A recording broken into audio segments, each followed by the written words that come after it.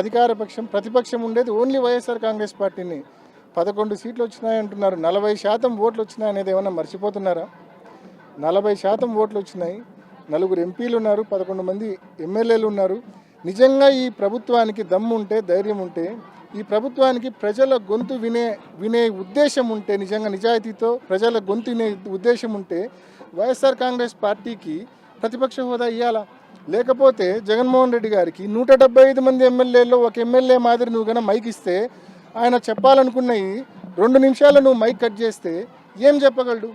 అదే ప్రతిపక్ష హోదా ఉంటే ప్రతిపక్ష నాయకుడిగా కనీసం ముఖ్యమంత్రి గారు గంట మాట్లాడితే ప్రతిపక్ష నాయకుడికి 40 నిమిషాలకి టైం కేటాయిస్తారు.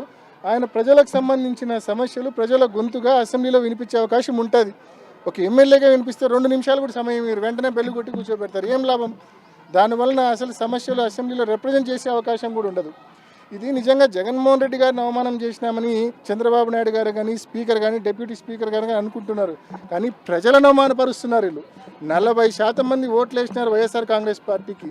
ప్రజలు గొంతుగా వైఎస్ఆర్ కాంగ్రెస్ పార్టీ పనిచేస్తూ ఉందని చెప్పి వాళ్ళు భయపడి ప్రజలు మనకు ప్రతిపక్ష హోదా ఇవ్వడం లేదు. సో వీళ్ళు బేసికల్గా జగన్మోహన్ రెడ్డి గారిని కాదు అవమానం గురి చేసేది, ప్రజలను అవమానిస్తూ ఉన్నారు ఈ కూటమి ప్రభుత్వము, ఈ స్పీకరు, ఈ డిప్యూటీ స్పీకరు.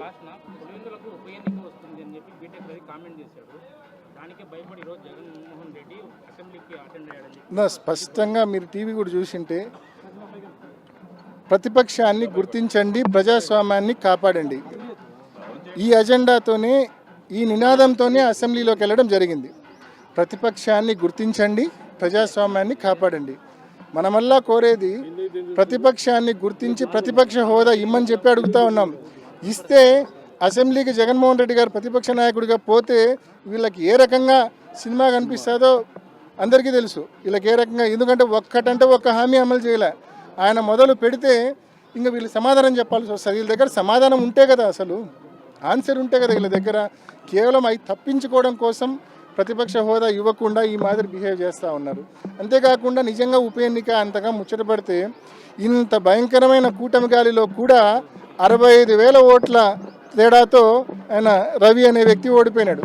ఇంత భయంకరమైన కూటమి గాలిలో ఈ 9 నెలల్లో ఇలా పరిపాలన చూసినాక ఈరోజు నిజంగా అంత ముచ్చట ఉంటే, అంత నిజంగా అంత కోరుకునేట్టుకుంటే పులివెందుల కావచ్చు, లేకుంటే కుప్పం కావచ్చు, మంగళగిరి కావచ్చు, పిఠాపురం కావచ్చు, 4 చేద్దాం పట్టండి, 4 చేద్దాం, చూసుకుందాం, 4 చేద్దాము.